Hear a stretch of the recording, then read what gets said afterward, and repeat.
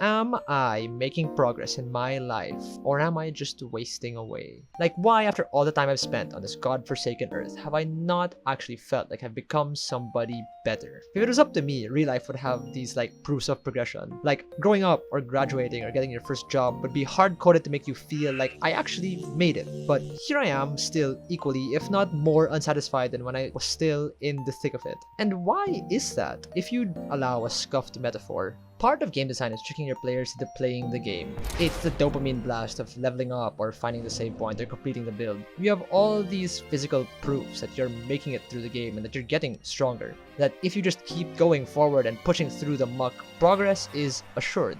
But out here, I'm still right here. After every milestone I pass, I don't feel any stronger, I don't feel any more mature. And the more I have to believe that there's more than this, because if this is it, I don't want to be here. I feel like life is giving me the opposite. Like, they're showing me all these proofs of decay. This whole point started because my little laptop that could is falling apart. It runs League at 4 FPS, it can't play games, etc, etc. If you watch series, you know. Which sucks, because at the end of the day, when you need a distraction to ignore how ass you've been feeling, it would be a lot easier if you could sedate yourself with a game of League of Legends, so you could just get that kick to you waking up and doing it all over again.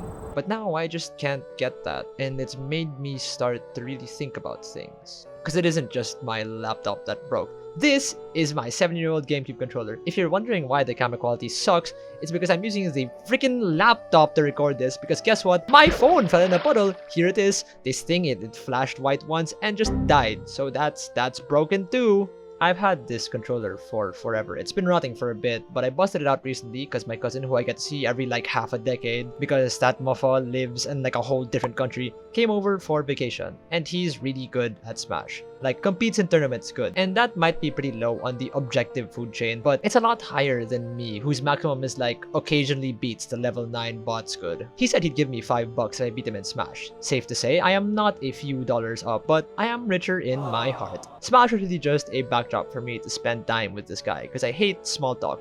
And I get antsy when my hands aren't doing anything, so being able to have this thing where we can just bond over, very optimal. My awkward can't talk to people ass is getting carried because I have this excuse to talk to people over, and I'll forever be thankful for that, because there are people in your life you want to stay around. It's just they have other paths, and for these few weeks where I have this guy in my life, I have this thing to bond over him with, so that's cool. On the last day he was here, I went over to where he was staying with my little controller in hand and asked if he could play one last Smash set. As I plugged it in, it didn't connect, so I had to use his broken Joy-Cons that worked like 2/3 of the time, and yeah, safe to say, I was never going to be $5 richer if that was the case. But we played, and we laughed, and we talked, and then he left. And I was left with my broken controller. I just got hit with this wave of emotion. This thing is such a proof of decay. I got it years ago because my friend wanted to get into Melee because he said Smash 4 was too slow. I made Ganondorf. The game wasn't gonna get any faster than that, but okay, sure. Bizarro Flame looks like he's having fun, and I wanted to spend time with my friend, so $10 wasn't the high price to pay for making some memories. We used to play Frisbee together, so when we traveled for tournaments or go to the same parties, we'd huddle up and tune out the world and just play. It was comfort in this noisy, loud, extroverted place, and now I don't get to see that guy anymore, because as it happens, life, college, just happens to you, and you just lose track of how long you haven't actually seen someone for, and you look back and it's been years, and the controller I bought so I could spend time with you is broken now. It's like life is laughing at me. This relic of the thing I used to bond with people broke the day I remembered. Some people really won't stick around. The games I see my friends on more than I see them in real life because we spent hours building sandstone castles or inting on the rift is something I can't do anymore because the little thing is broken. And my phone that I used to call what rare friends I have that aren't terminally online fell so deep into a muddy puddle that the rice method didn't save it. And I'm left with all these broken pieces that remind me that my life was good. And as I sit in the silence waiting as I replace all the relics of the past, with no YouTube softly playing from the glowing screen next to me so I can distract myself as I try to whisk off to sleep, a question keeps playing in my head. Am I happy with where I am?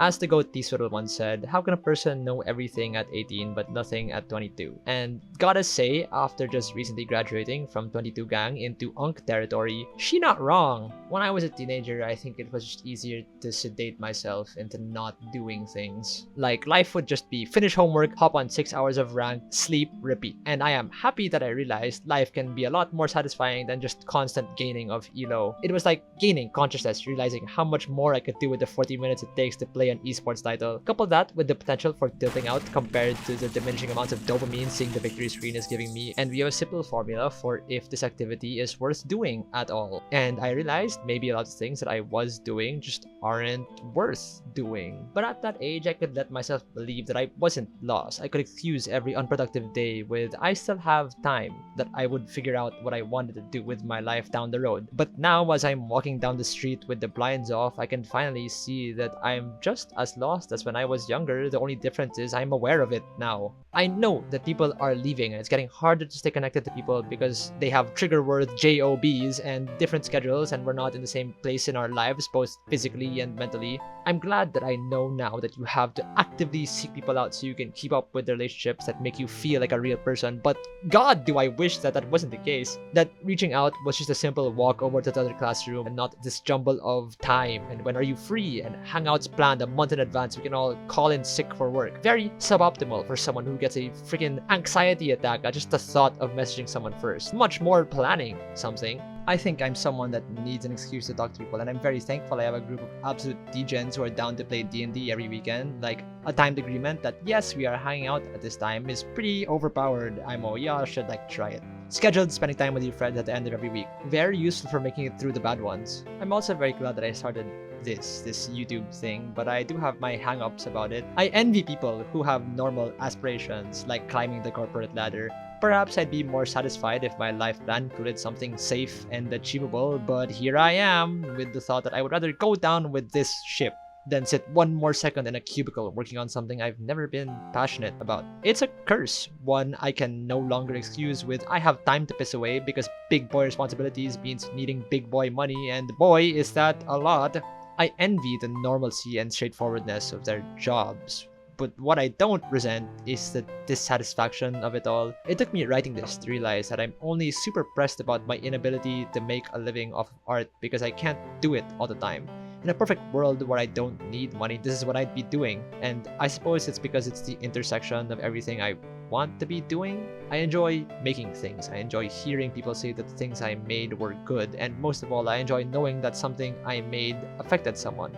Like, my words matter because they provided some good in the world, and I suppose that's a byproduct of constantly feeling like you have to be entertaining for people to listen to your problems. Like, I have to dramatize and insert a joke between my trauma so that the people whose time I'm already stealing by forcing them to listen to my problems get some shred of enjoyment out of it because I'm being funny. And I know that's not the case. I know friends will just listen to you, but yeah, quite unhealthy that I think. The reality of the situation is probably that I'm a work in progress. The journey is a few steps, and sometimes life throws you for an absolute ringer, breaking all your stuff on the same day and it making me want to lay down and just sack the rest of it off. I know all these things are replaceable, but the memories I made with them aren't. The time I'm not spending with people because of them aren't.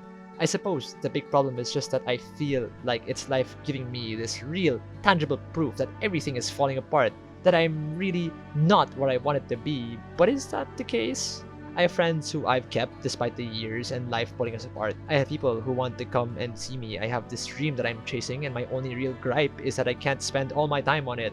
That doesn't sound like someone whose life is falling apart. It sounds like someone who's trying to make it, and they're doing fine. I guess this is a bit silly to have stemmed from a stupid controller breaking, but that's probably the point. Things break over time, slowly, unnoticeably, until the only indication that it's taken damage is the fact that it doesn't work anymore.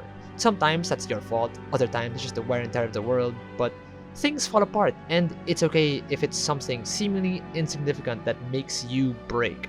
And when that happens, you need to sit down. It's okay to take a break. Sometimes I think strength is just pushing through it, but I'm slowly being convinced that it takes more balls to just sit down and not run away and just feel everything. The journey began with a single step, and it begins again with another, but it's okay to just chill out a bit. Life makes sense in retrospect, and sometimes I think it's good to look back at all the damage you took and healed from and then continue pushing forward. There's gonna be more stuff that breaks, there's gonna be more times you break, but I think the point is that taking a break is still progress, because you wouldn't be tired if you weren't trying to change. So yeah, sit in bed for a sec, children, with just you. Maybe consider turning off the phone and reminiscing, or if that's too difficult, just throw it in a puddle like me and see where that takes you. But anyway, thanks for listening. Special thanks to everyone this is actually about. You already know who you are, I think, if you're watching, and my phone is broken, so if you're gonna do it, ring me on Discord. Anyway, that's all I got. I see you later. Bye bye.